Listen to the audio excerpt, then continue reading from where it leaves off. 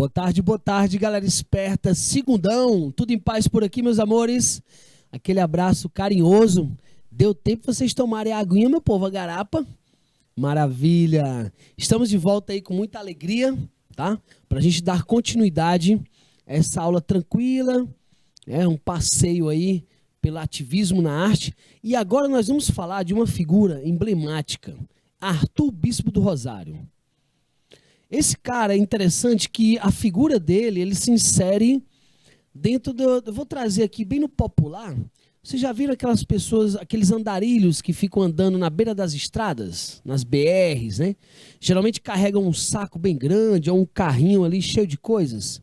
Arthur Bispo do Rosário é uma figura dessa que fica esse passeio urbano, né? Ele tem problemas de ordem psíquica, foi internado como louco, né? Indigente, negro. E depois dessa internação dele, vão se levantar questionamentos entre a insanidade e a arte aqui no Brasil. A loucura e a arte. Eu lembro, galera, que a mamãe dizia assim: meu filho, você está com algum problema? Eu passava o dia todo batendo nas coisas, eu sou percussionista, eu sou ritmista, né?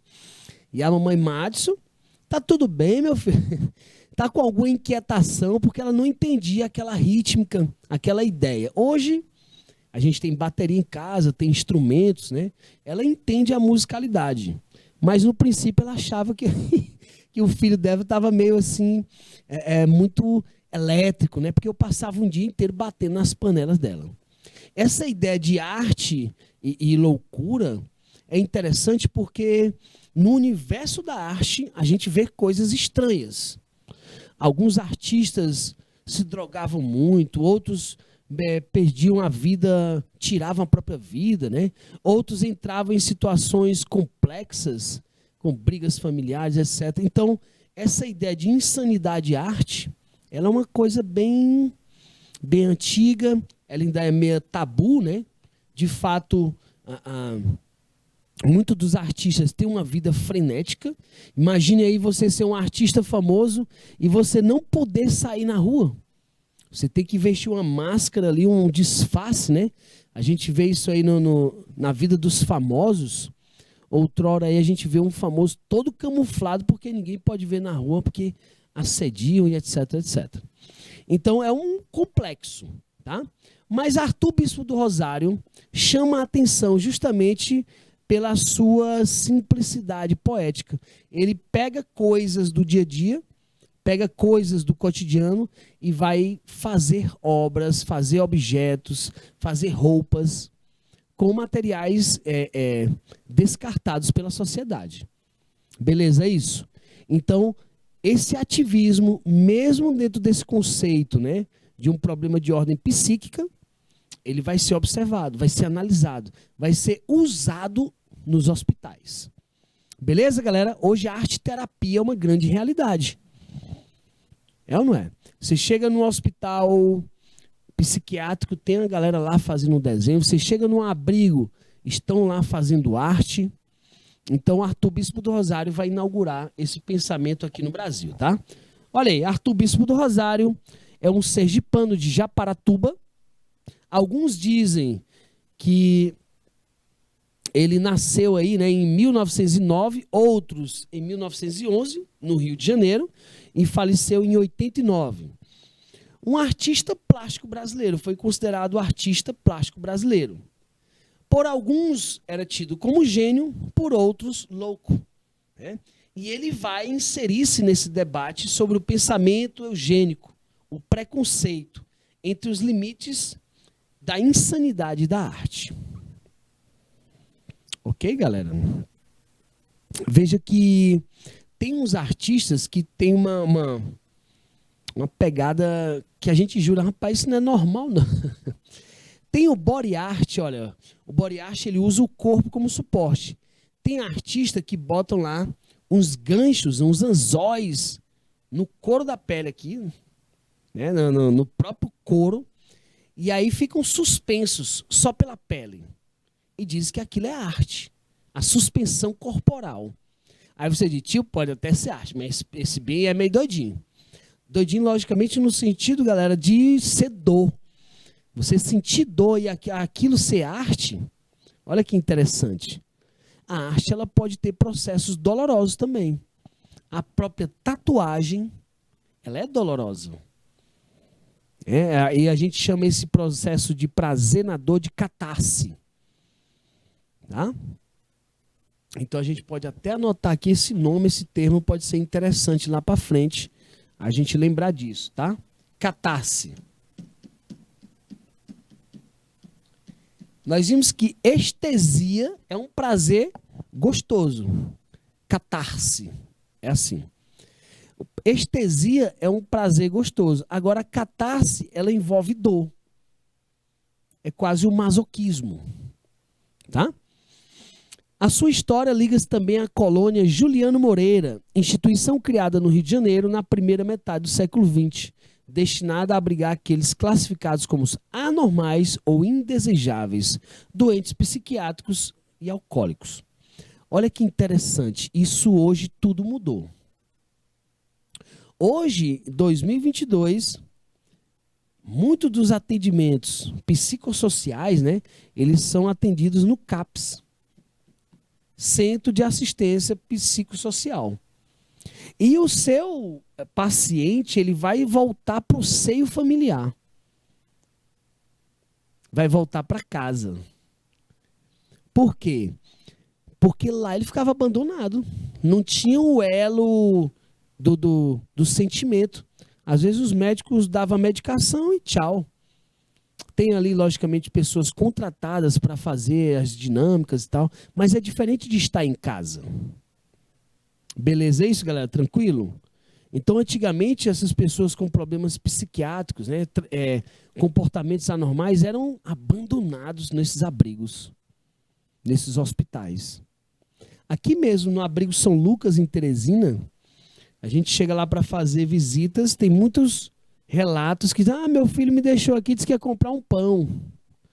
Já fazem 6 anos que eu estou esperando, e é literalmente um abandono, né? Bom, galera, eu falo assim, pelo amor de Deus, eu não estou aqui para chocar ninguém em nenhuma situação, tá? Mas é uma situação que os hospitais, eles acabam criando essa nova percepção. Tem que reinserir a pessoa no leito familiar. Para receber carinho, afeto, trocar carinhos e afetos, tá bom? Olha que interessante, quando o Arthur Bispo do Rosário foi internado, muitos dos outros internos, pacientes internos, que viam ele fazendo obra de arte, começaram a fazer também. Olha que interessante, né?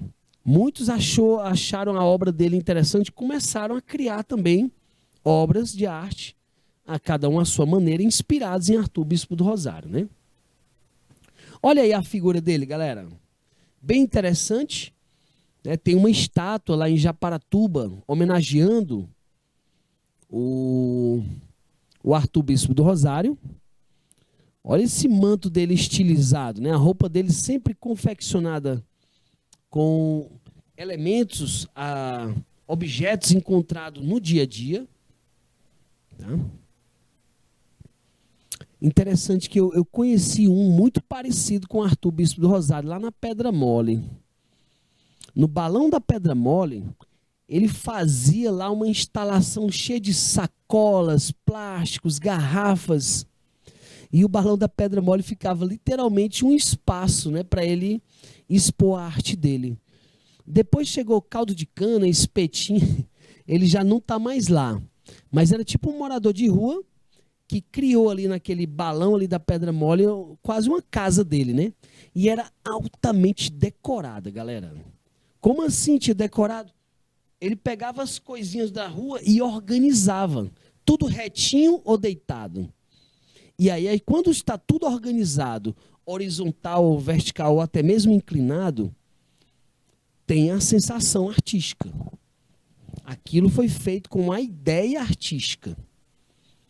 Então, Arthur Bispo do Rosário tem seus problemas mentais, beleza. Mas é um artista que se expressa à sua maneira. Ok, galera? Tranquilos? Sem falar em vários outros, né? Quem lembra aí do escritor Lima Barreto, também foi internado com crises psicóticas. E o Bispo do Rosário foi internado no mesmo hospital que ele. É muito comum, não é tão legal de se ver, mas hora ou outra a gente vê aí que artistas, sob muito estresse, né, acabam tendo problemas psíquicos também, tá bom? Aí vão fazer lá terapias, né, viagens, etc. Show? Olha aí, aos 29 anos de idade, Arthur Bispo do Rosário teve um surto psicótico no Rio de Janeiro. E não foi só um, né, galera? Ele tinha vários surtos. E neste dia aí, ó, dizendo que possuía uma cruz branca nas costas, uma aura azul e a missão de criar um pequeno mundo melhor, que seria liderado por ele e entregue a Deus no dia da sua morte. Ele era um enviado de Deus. Engraçado, galera, que esse jaleco que vocês estão vendo, essa roupa dele, né? Estava inscrito o nome das pessoas que iriam para o céu. Olha que interessante, né? Ele ia julgar os vivos e os mortos. Ele é um enviado de Deus. E aí ele foi internado porque a galera via alucinações. Tá bom? Mas olha a manualidade, olha as letrinhas, tudo organizado. É muito interessante a obra do Arthur Bispo do Rosário. E parece uma jaqueta até do Michael Jackson. O Michael Jackson tem uma jaqueta parecida com essa. Olha que interessante. Continuando. Sua morte seria também a anunciação do fim do mundo. Assim ele partiria em sua cama-nave. Olha que interessante, ó. Levando aquelas pessoas, né, escolhidas, escritos num bordado elaborado em trapos, com partes da matéria do mundo reconfeccionados por ele, a partir de materiais sucateados, como pedaços de tecidos retirados do lixo ou ganhados, né? Tijolos, vidros, arames, madeiras, latas e etc. Então, atenção, ó. Olha aqui, vamos pegar aqui o marco memorial, da mente dele, ó. Missão de criar um pequeno mundo. Interessante isso, né? Interessante isso. Todos nós gostamos de criar ali. Olha, a criança hoje, vou jogar o Minecraft, eu vou criar um mundo do jeito que eu quero. Eu vou fazer uma pista de bicicleta, mas eu vou criar ela como eu quero. A mensagem inocência traz marcas ainda de uma própria infância que aflora em momento diferenciado, né? Brincar de fazer casinha, de criar sua casinha, seu mundo encantado, né? Um mundo melhor. A anunciação do fim do mundo, trazendo essa ideia profética. A cama-nave mostra uma ideia futurística. Inscritos, ó, num bordado.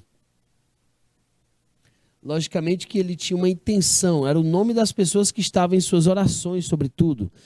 No hospital, ele colocava o nome dos doentes nas roupas dele para ele rezar o nome das pessoas. Olha que interessante. Há um aspecto religioso cultural, tá? Você pode ver que há um aspecto religioso, ó. Religiosidade.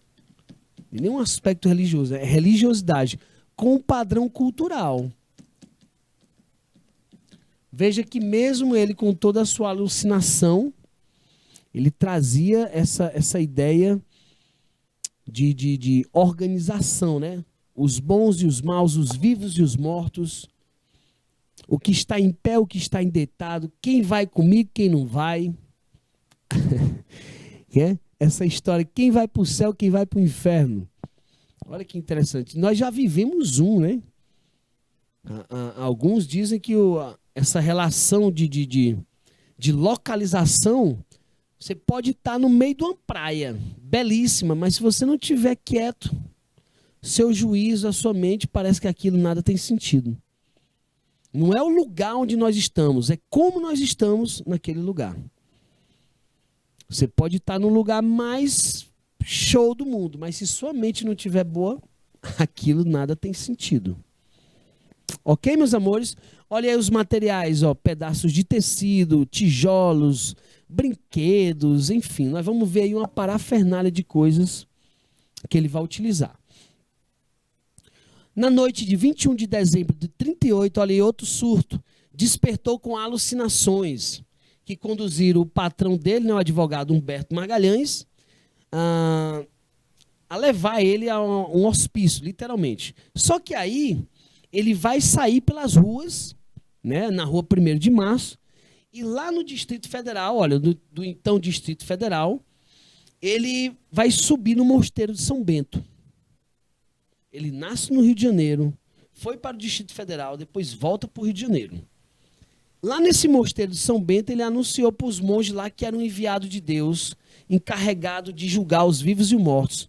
Depois disso, ele foi detido, fichado pela polícia como negro, sem documentos e indigente, e conduzidos ao Hospital Pedro II, Hospital Nacional de Alienados. Olha o nome do hospital. Era literalmente um local gigantesco onde as pessoas ficavam lá, tinham tratamentos até que Deus duvida, né? Antigamente eram tratados com choque elétrico, totalmente desumano, né? E hoje já é recondicionado na própria família, reinserido na própria família, a gente tem novas percepções, uma reação, literalmente, né, para esse tipo de tratamento que era arcaico, obsoleto. Beleza, galera? Olha aí a figura de Arthur Bispo do Rosário. Mais uma vez, esse manto dele é top, não é, galera? Muito show. Muito show. Observem que há um detalhe, há uma minúcia, há números, a letra, né? Olha aí, ó. Vou tentar ler aqui uma coisa que tem aqui. Filho universal, voz no céu, em meu nome, lágrimas e sangue. Como é que é esse outro aqui, meu Deus? Homens e mulheres. Essa outra aqui eu não consigo ler, não. Várias numerações, né? Interessante. É como se fosse quase uma espécie de milimetragem, né? Como se ele milimetrasse a roupa inteira. Beleza, galera? Bordado, pintura, essa ideia com esses torçais, né? Olha que show. E aí a gente vai ver que, mais uma vez, tem um memorial ligado à cultura. Isso parece o caboclo de lança do maracatu. Tá? Quando a gente vai buscar o que isso se parece? O caboclo de lança do maracatu.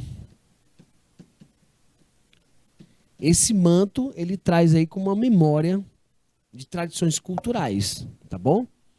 Olha aí um caboclo de lança, ó. Como a indumentária é muito parecida.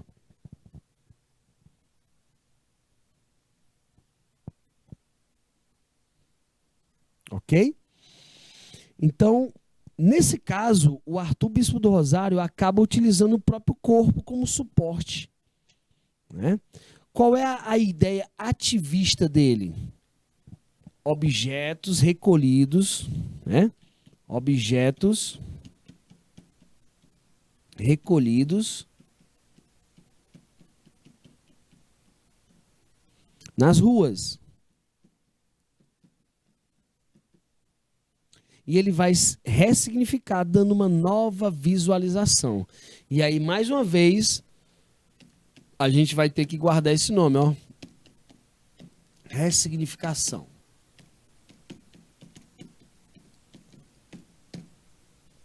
Beleza, galera? Hoje a gente fala na política dos 5 R's. Quem lembra quais são os 5 R's?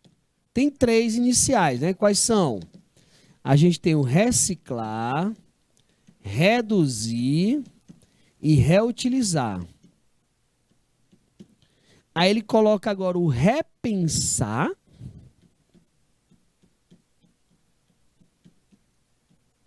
E qual é o outro? Reciclar, reduzir, reutilizar, repensar e o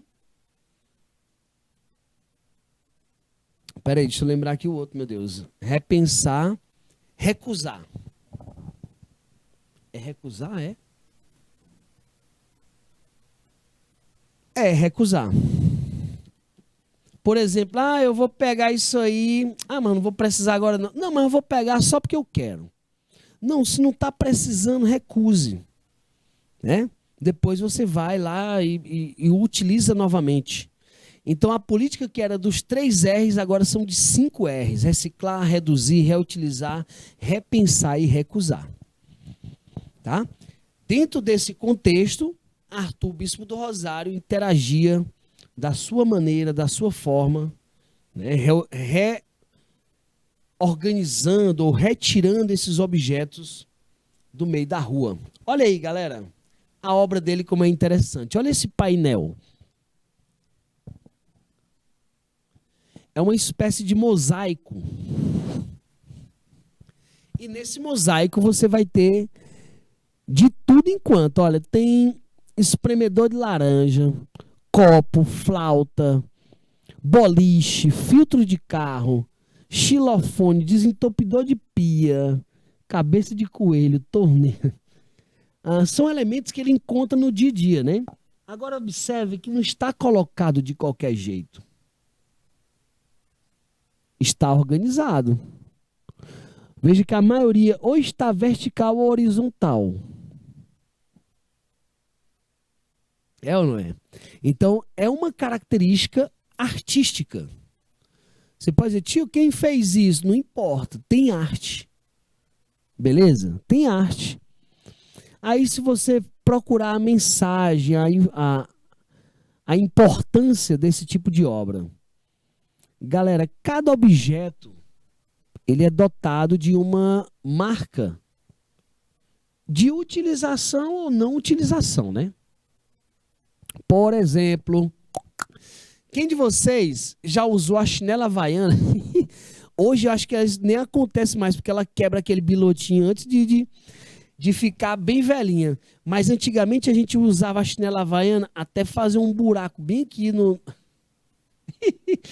calcanhar e outro bem aqui na frente, perto das unhas. Era ou não era, gente? Hoje ela quebra o bilotinho antes de dar dormir direito, ela já está saindo aquele bilotinho. Enfim, mas essa memória, né, de materiais que eram mais resistentes, que hoje não é tão resistente, isso mostra contextos industriais, da perca da materialidade, a matéria-prima está ficando cada vez mais escassa. Então, tem objetos aí, ó, que a gente vê aqui e acolá. Olha aí, um copo de alumínio, galera, cheio de lápis e canetas. Né? Olha um tipo de brinquedo que a gente nunca mais viu, que era umas garrafinhas bem pequenininhas. Parece umas garrafinhas de Coca-Cola. Tem umas miniaturas de Coca-Cola, né? Então aí tem materiais que remontam época, estilo, memória infantil. Isso aí, imagine você pegar um painel desse e mostrar para uma pessoa bem idosa. Ou para uma criança de 10 anos, porque não é mais criança, né? Um pré-adolescente já. Vejam que cada um vai ter uma percepção, um significado, cada um se identifica com um tipo de material desse. Olha aí a fita cassete, ó. A fita cassete hoje você só vê em arquivos, né? Ou alguém que coleciona, mas literalmente a gente quase não usa mais o CD, a fita cassete, né? A fita VHS, que era do videocassete, né? Beleza, amores? Tio, então entendi. Quer dizer então que o artista, mesmo com ou sem, né? O artista sem a intenção de articular tudo isso que o senhor falou, mas quem observa é inspirado, é acionado a dar valor, a significação, isso daí. Tá bom? A maioria de nós passamos ou já vimos algum desses materiais que estão aí nesse painel, tá? Olha aí, olha, que interessante algumas escritas dele, eles faziam uma espécie de banner, eu vou usar esse termo, né? Uma espécie de, na verdade era propaganda que ele fazia, né? Olha aí, ó, 0036, uma bolsa de plástico, o número 26, larga, deve pegar no ombro da moça. Olha aí, ó. Ele fazia uma espécie de escrita num bordado para fazer a propaganda dos objetos que ele criava, né? Olha aí, caixas para usar em cima da mesa do restaurante ou em hotel. As caixinhas que ele criava, né, para usar em mesa de restaurante. Olha outro interessante aqui. 10 cabos de vassoura. Tá vendendo lá 10 cabos de vassoura.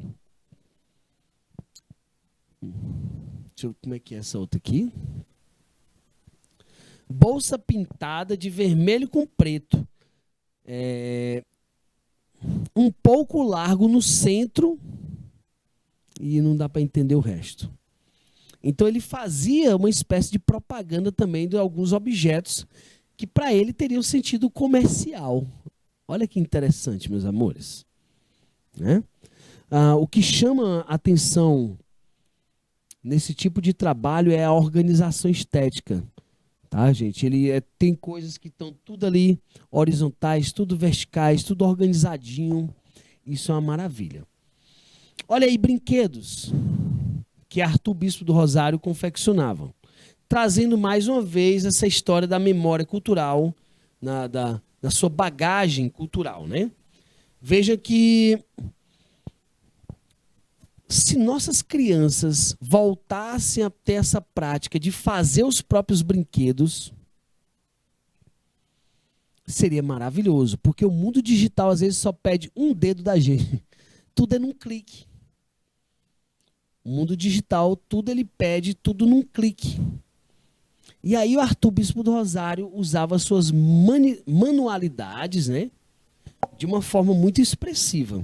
Olha, isso aqui hoje, esse carrossel, ó, acho que vocês já brincaram disso aí, ó. Lembra que quando a gente gira a roda da bicicleta, a gente botava um pedaço de margarina, de lata de manteiga ou garrafa PET, para ela ficar com o barulho da moto? Lembra disso? Meu amigo, cada um tinha um barulho diferente, um material diferente. Olha que ele traz para a obra dele coisas que nós também brincamos. O carrossel, tá claro aí que ele tinha uma ideia muito clara, né, em torno dessa brincadeira do giro, do carrossel. É uma marca da memória dele. Será que ele tinha vontade e nunca teve condição de brincar? Ou isso ficou inibido em alguma fase dele? Enfim, isso aqui no campo da psicologia é algo bem amplo para estudo. Olha aí o carro feito com sucatinha de madeira, botões e todo, digamos assim, ilustrado, né, indicado pelas letras ali, ó. Deixa eu tentar ler aqui para vocês. Regata Pano, Destroyers da Segunda Guerra Mundial. Saída da ilha. Passa em frente à ilha. Não dá para ler tudo, né? Regata Pano Tender. Regimento Fuzileiro. Ele já foi, galera, fuzileiro naval. Olha que interessante. Ele já foi pugilista, lutador. Tá? E ele traz isso aí nesses escritos, na sua memória poética. Olha aí a Arca do Fim do Mundo, né? Que ele chamava também de cama-nave. Parece, na verdade, a Arca do Noé, né? Bem interessante a potência criativa dele. Olha aí com o tempo que ele era pugilista, lutador, né? E aqui já no final da sua vida. Engraçados amigos do Cubango, né? É uma escola de samba do Rio de Janeiro, fizeram uma homenagem a ele, o poeta que bordou o mundo. Uma escola de samba homenageou o Arthur Bispo do Rosário. O poeta o louco é o poeta que bordou o mundo, tá? Galera, também devemos falar aí um pouquinho do land art, onde os artistas vão usar a natureza como suporte. Como assim, tio? Bom, como a gente está falando em ativismo, uma hora ou outra artistas utilizam a natureza para fazer pensar sobre a natureza, a afinidade dos seus recursos e a manipulação do homem em torno desses recursos naturais. Land art também pode ser chamado de arte da terra, porque vai usar a natureza como suporte. E aí nós temos uma imagem aí de reutilizações de galhos, gerando esculturas. Aí você diz, tio, mas será que a obra do nosso querido Franz Krageberg também pode ser considerada land art? Bom, galera, pode, porém, nós vamos perceber que ele pega materiais de uma ação humana, materiais que foram restícios, marcas de uma queimada. E aí esses gravetos, né, essas madeiras aí, não marcam queimadas. Pode ser a própria natureza trocando seus galhos, né? A gente sabe que as árvores trocam os galhos, as folhas, etc. Veja que há uma diferença bem marcante. Vamos ver o que é o land art. Olha aí, ó. Land art, ou earthwork, é um movimento artístico que transforma a natureza em obra de arte. É observando a paisagem urbana contemporânea, percebendo o que ela apresenta, captando suas informações, design, relacionando com a arte com paisagem, que surgem os trabalhos dos arquitetos paisagistas. Muitos desses trabalhos do land art são usados como propagandas, né, no mundo paisagístico. Aí ele coloca, podemos dizer que land art é uma tradução livre, que tem uma referência de arte da terra ou arte da paisagem, associando a ideia de que essas obras são trabalhadas artisticamente em ambientes externos. Ó, vamos marcar logo aqui o que é interessante, ó. Informações e design, arte com paisagem, transforma a natureza em obra de arte. A própria natureza já é uma obra de arte, né? É pretensão nossa falar isso. Mas veja que o homem entendendo melhor seus mecanismos. Olha, galera, nós aprendemos com a natureza. Por que devastamos ela, hein? Isso é caótico, né? Isso é preocupante. Nós aprendemos a voar, aprendemos a fazer casas subterrâneas, a desviar rios, observando os animais, observando a natureza, né? Podemos dizer que land art, numa tradução mais livre, seria arte da terra ou arte da paisagem, tá bom? Nos Estados Unidos, vai surgir na década de 60, interagindo paisagem, arte, espaço natural, englobando o entorno. Então, há uma articulação territorial.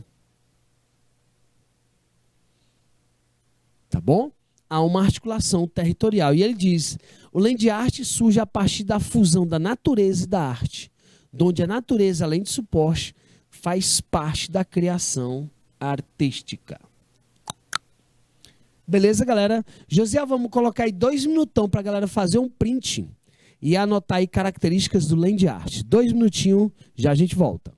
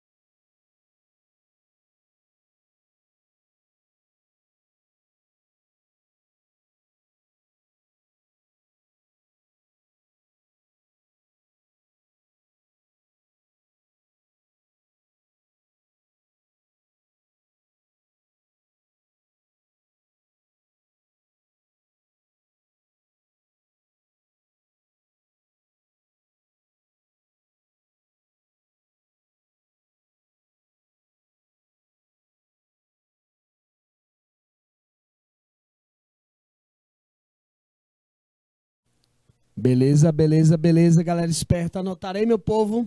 Cadê vocês, galera? Tá tudo tranquilo aí? Bom Princípio, Dona Inocêncio, Pajeú, Ribeiro Gonçalves, Uruçuí.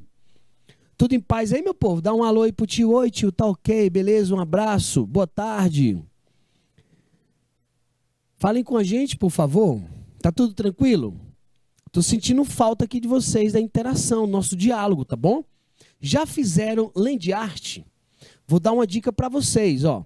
Se na sua casa tiver um quintal, tiver nascendo plantas, você sabe que é uma planta que tem um grande porte, você pode fazer uma coisa bem interessante. Você pode dobrar essa planta, juntar ela com outra e deixar elas crescerem juntas, enlaçadas. Você pode fazer argolas na sua planta e deixá-la crescer com aquele formato. Você pode alterar o formato de uma planta. O bonsai, por exemplo, a técnica oriental, né, de você modificar aquelas galhas da planta. Isso é muito interessante, galera. Você pode criar portais, enfim, até mesmo estruturas para receber futuramente uma casinha na árvore, né? Se você começar a manipular agora, tá bom? Tem gente que usa arames, cordas, torçais para poder fazer essa manipulação dos galhos. E é bem interessante porque, de fato, gera, tá, um land art, gera uma imagem, ok? Eu já fiz isso, galera, eu acho que eu tinha uns 16 anos num sítio da nossa família e lá a gente tem duas árvores que tem uma argola bem gigante no meio. As duas árvores, elas se unem por meio dessas argolas, que foi um nó que a gente deu no tronco da árvore, né, quando ela ainda era uma mudinha, mas ela crescia muito esticada. E a gente fazia isso até com uma de brincadeira, né? Ia correr no mato e dava ali aquele nó, e elas cresceram com esses nós. Bem interessante, tá?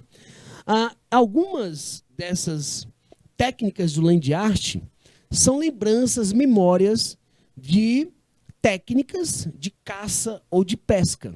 Por exemplo, o espiral jet, veja que antigamente, para pescar peixe, eles faziam uma espécie de curral.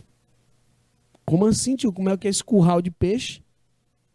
Você conduz o peixe para dentro, quando ele chegava na espiral, você fechava algumas portas. E aí o peixe ficava trancado, literalmente, né? Logicamente que há uma crítica em torno disso. A pesca desenfreada, né? Hoje a gente sabe que os navios com alta tecnologia, eles arrastam quilômetros de rede, e aquelas redes outrora acabam os corais, né? Arrasta peixe grande e pequeno, tartarugas e coisas que não eram. Enfim, há uma mensagem em torno disso, né? Há uma sustentação em torno disso. Já que na Salix contorta, é um salgueiro trançado tortuoso, veja que a gente tem galhos que estão organizados, né, com outras partes da planta. Mas nem todas essas aqui ainda estão na planta, já tem umas que já são galhos. Antigamente isso era usado como arapuca, para pegar alguns tipos de pássaros e até mesmo macacos. Tá bom? E aí a galera vem e ressignifica. Olha que interessante.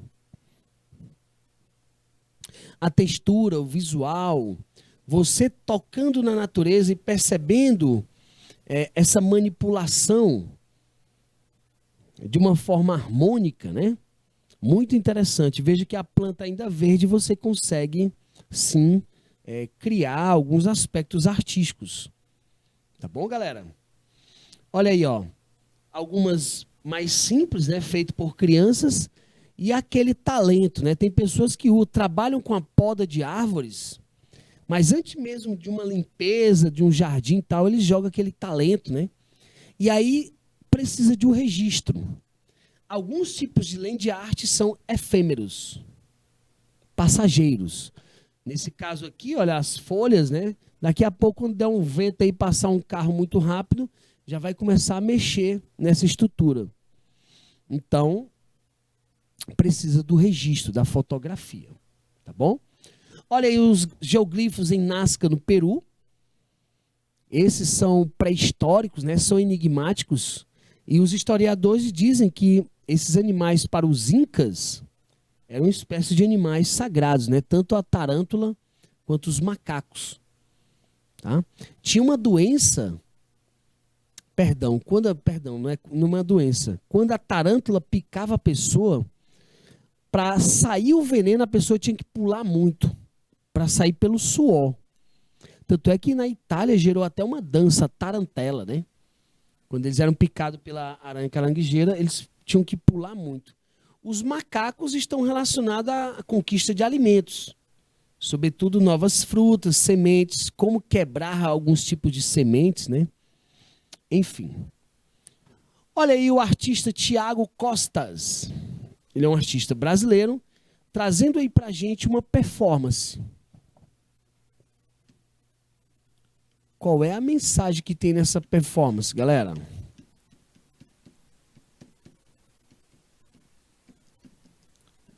A performance é uma ação artística, precisa do registro.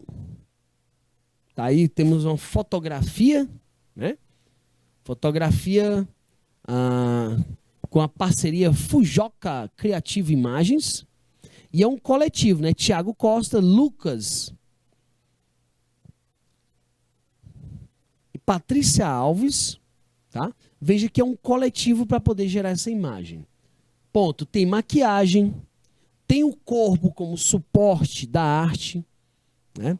Veja que outrora a gente vê alguns animais que são pegos ali na beira do mar, aí os ativistas vão lá e cortam as coisinhas que estão prendendo as focas. Já viram isso? Uns videozinhos bem emotivos, hein?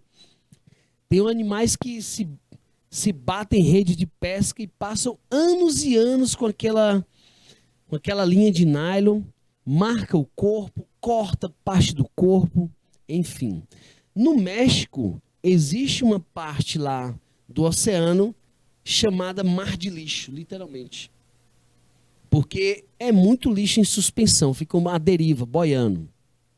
E o artista faz essa reflexão em torno dessa grande realidade, dessa infeliz realidade, né, galera? A quantidade de microplásticos que existe no oceano é algo surreal. A maioria dos peixes hoje, baleias, estão cheias de pedacinhos de plástico dentro. Que são os microplásticos. Beleza? Só para a gente ter uma ideia como isso é tão sensível, tão delicado, né?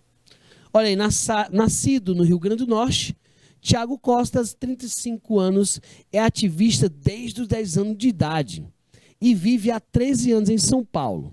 Sua arte, vigorosa e permanente, em permanente evolução, manifesta-se em múltiplas linguagens e suportes, do body art à performance, da pintura a intervenções urbanas de enormes dimensões e da fotografia ao audiovisual. O cara é um multimídia.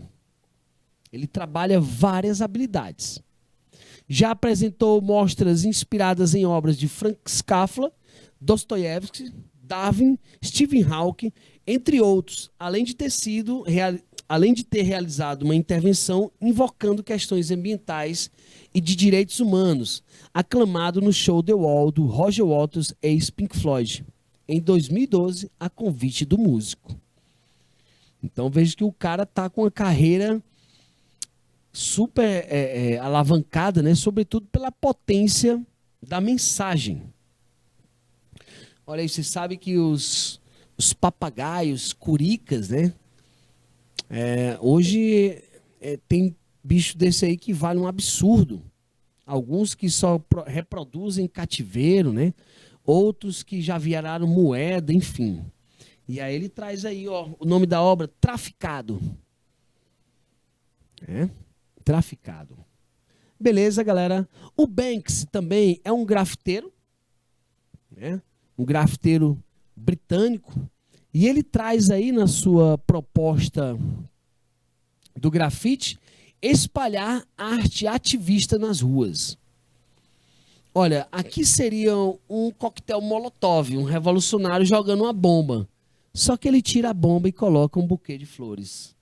O que ele está espalhando? Joguem amor, lancem amor. Olha que interessante. Às vezes, no contexto político, vamos explodir tudo. Será que funciona? Ao invés da gente jogar amor, às vezes a gente joga muito ódio. Isso está em evidência, o ódio, né? Nessas campanhas políticas aí. A gente tem que estar muito atento, porque os artistas já chamaram a atenção. Vamos lançar o amor no ar, para que a gente possa colher esses frutos. Então, olha, apesar do seu trabalho ter começado em Bristol, no interior da Inglaterra, as suas obras difundem-se pelos muros de todo o mundo. Da Europa aos Estados Unidos, da América de Londres a Nova York, de Los Angeles a Israel. Este fato, aliado ao anonimato do artista, faz com que a sua descrição seja a própria localização. De Banks importa menos a sua pessoalidade. Sua descrição é sua localização. Ele é sua localidade. O Banks é um artista anônimo. Ninguém conhece ele, ó. Como assim, tio? O cara tem obra no mundo inteiro e ninguém conhece. Essa é a marca dele. Um artista anônimo. Beleza? E olha como essa obra aí é altamente expressiva. Um grafite tendendo a realismo, né? E aí ele usa o stencil também, fazendo ali aquele questionamento. O jovem aqui está alimentando esse passeio aí turístico, né? Trabalho infantil, a perca de uma sensibilidade, né? Veja, em torno do meu prazer, não importa quem esteja. E isso é uma grande preocupação. Olha, Dubai hoje é uma cidade, né, literalmente escrava. Porque é muito luxo. Quem alimenta aquele luxo inteiro? Geralmente paga-se funcionário de uma forma expressiva, mas ele vende a alma. Trabalha 24 horas por dia. Beleza, galera? Bom, olha aí uma questão. Vamos fazer questõezinhas para a gente fechar essa aula de hoje. Olha aí o Caboclo de Lança, do Maracatu Rural, o grupo Leão de Ouro, um condado de Pernambuco em 2009. É o bairro Condado em Pernambuco, a cidade, perdão. Então, o Caboclo de Lança, assim como a gente comparou agora há pouco, ó, Arthur Bispo do Rosário traz isso na sua memória artística. O manto da apresentação, tecidos bordados e cordas. Comparando essas duas obras de arte, né, essas duas expressividades de arte, vamos ver o que é que pede a questão. Ele pede, com relação à poética de Arthur Bispo do Rosário e com base nas imagens, nós vamos responder essa questão. Galera, eu vou pedir um tempinho para vocês lerem, tá bom? José, vamos botar aí aquele 2 minutinhos para vocês lerem e dar a resposta correta, tá bom? Rapidão, já a gente volta.